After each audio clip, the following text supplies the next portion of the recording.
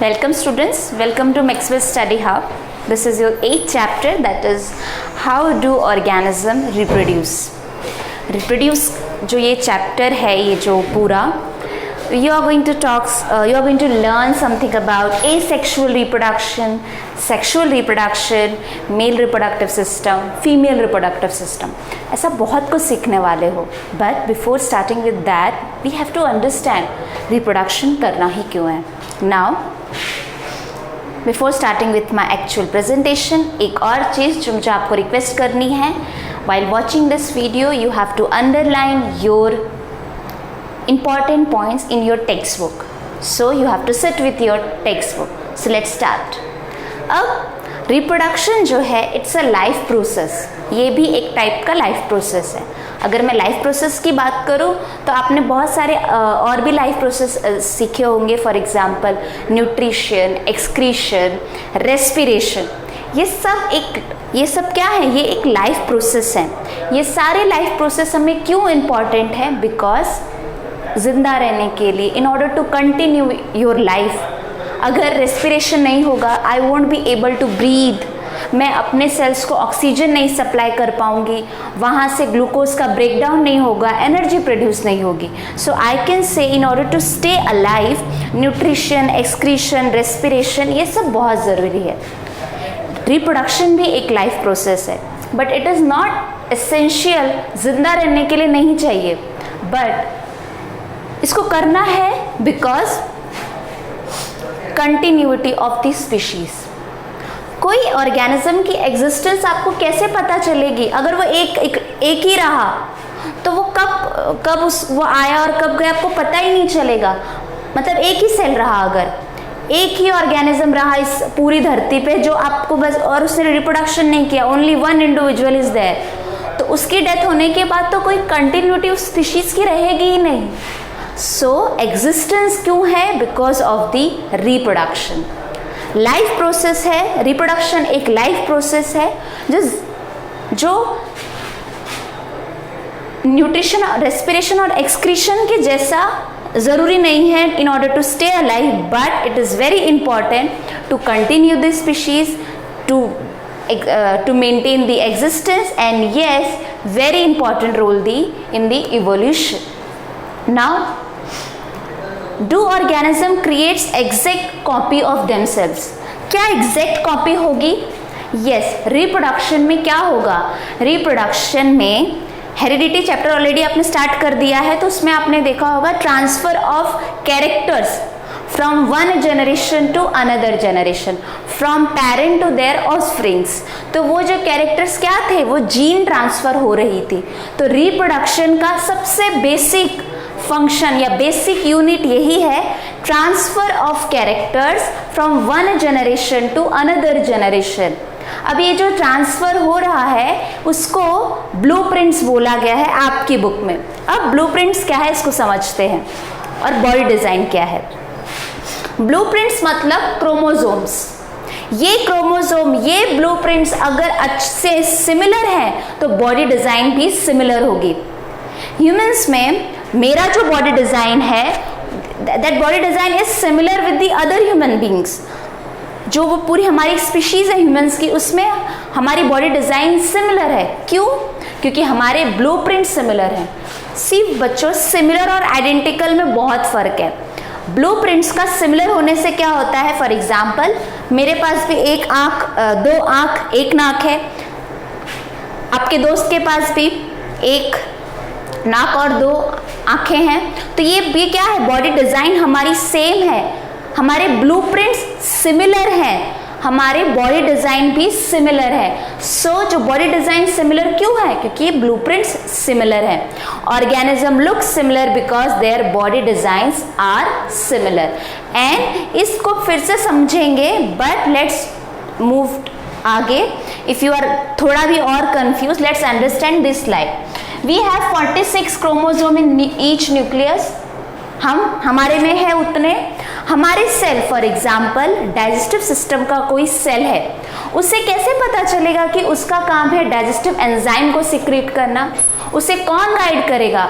उसे गाइड करेगा उसका न्यूक्लियर पार्ट जो क्रोमोसोम कंटेन करता है।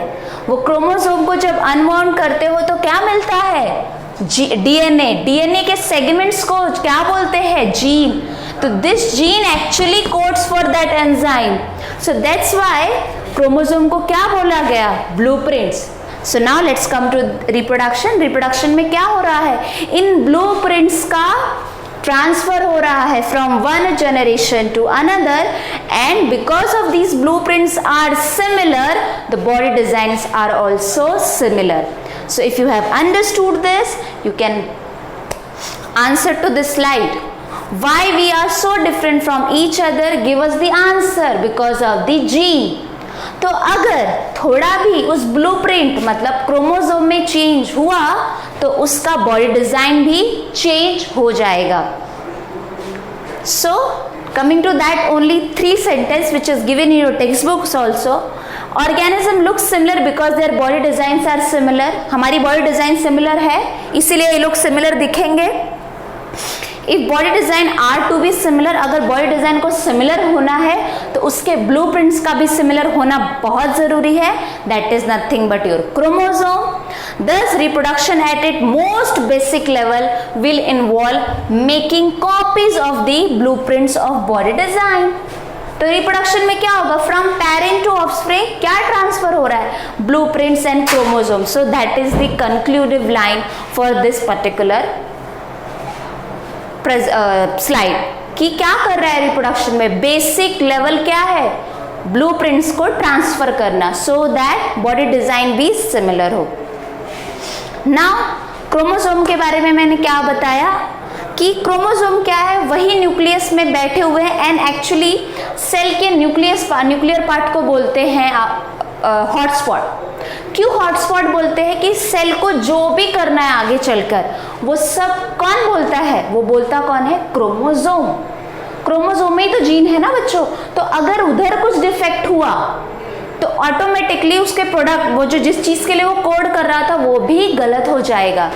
So chromosome in the nucleus of a cell contain information for the inheritance of features from parents to next generation in the form of DNA molecules. So big statement. Chromosome मुझे जो character मिले हैं अपने parents से, because why it is coming, मुझे कैसे मिले? In which form I got in the form of DNA. The DNA in the cell nucleus is the information source for making proteins. So what I have said, how I have explained this particular line with the example of digestive system, जिसमें उस cell को क्या करना है? Enzyme बनाना है in order to break down the food, in order to break down that food. तो वो break down को करने के लिए वो सेल को एंजाइम रिलीज करना है तो वो किस पे करेगा? उसको कौन गाइड करेगा? उसको उसका सेल गाइड करेगा. जो वो सेल में जो न्यूक्लियर पार्ट है जो कि क्रोमोसोम में जो उसमें क्रोमोसोम है वो उसको गाइड करने वाला है. If the information is changed, different proteins will be made. Different protein will eventually lead to an altered body design. तो अगर जीन है वो एंजाइम कोड कर रही थी और जीन में कुछ चेंज हो गया, उधर ही कुछ हो गया कि वेरिएशन, तो जाहिर सी बात है बॉडी डिजाइन भी चेंज हो जाएगा. तो let's conclude all this things together. Cell है, सेल का न्यूक्लियर पार्ट है, वहां पे प्रेजेंट है क्रोमोसोम. क्रोमोसोम को बोलते हैं blueprints.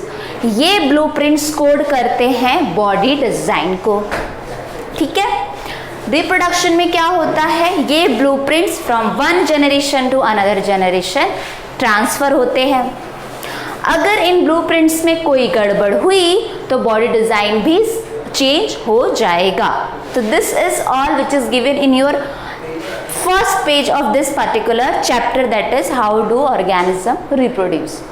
Now coming to a very interesting point here. अभी तक आपको क्लियर हो चुका है कि ब्लूप्रिंट्स का ट्रांसफर हो रहा है, मतलब क्रोमोसोम का ट्रांसफर हो रहा है.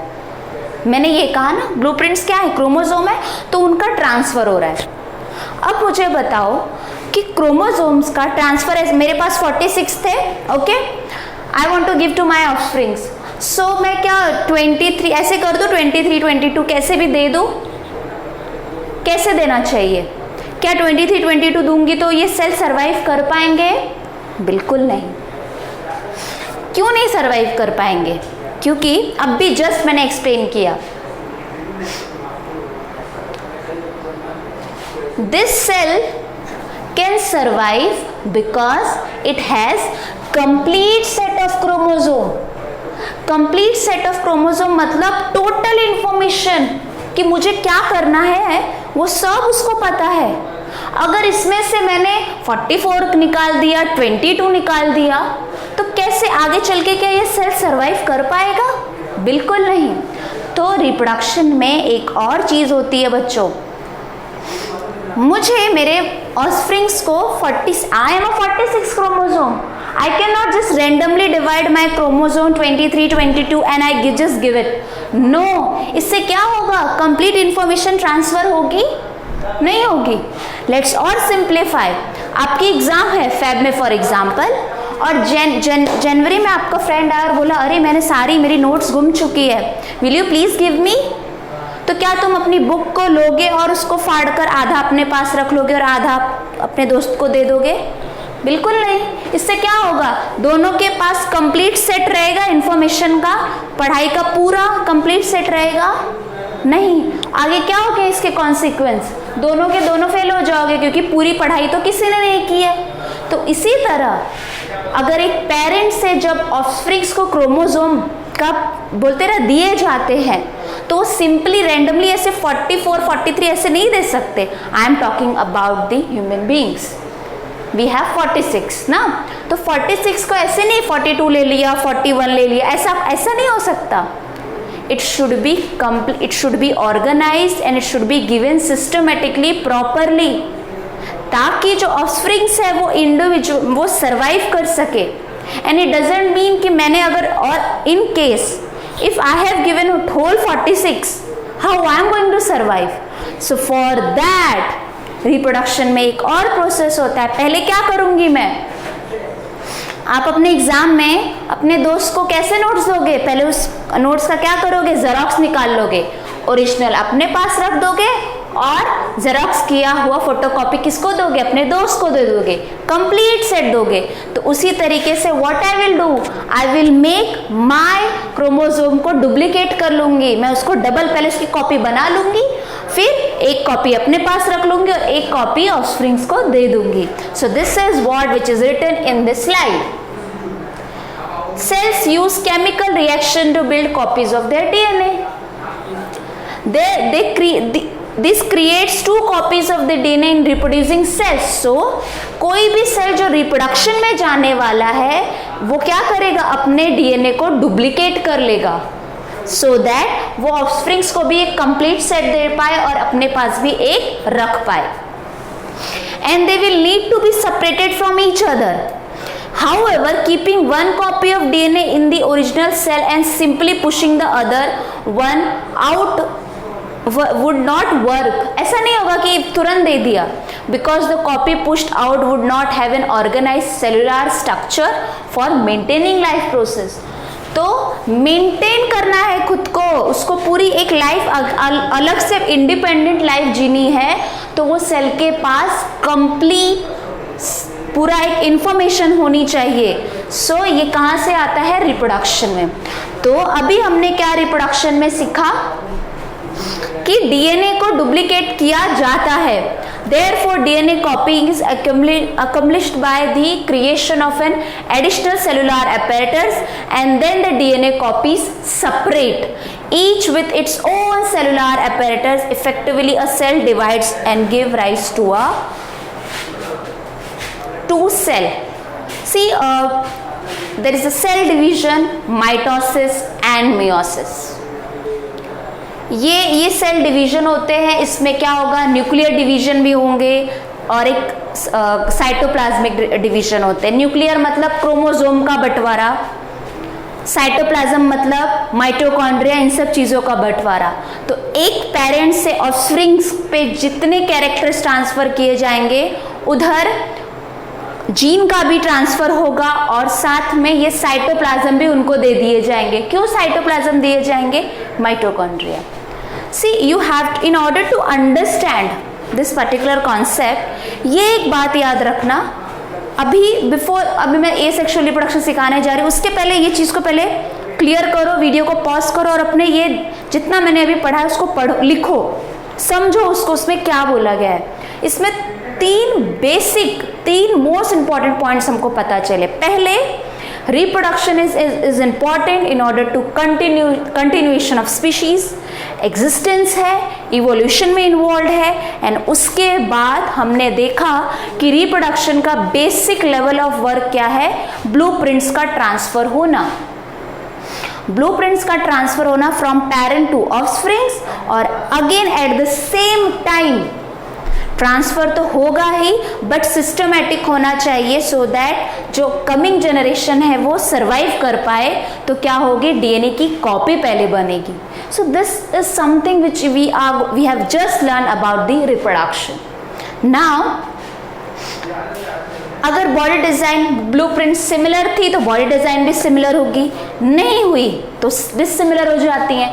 अब वेरिएशन आ सकता है। अब मुझे बताओ कि जब ब्लूप्रिंट्स ट्रांसफर हो रहे हैं, जब क्रोमोसोम ट्रांसफर हो रहे हैं, तो सिमिलर कैरेक्टर्स होंगे, बट क्या वो आइडेंटिकल भी होंगे?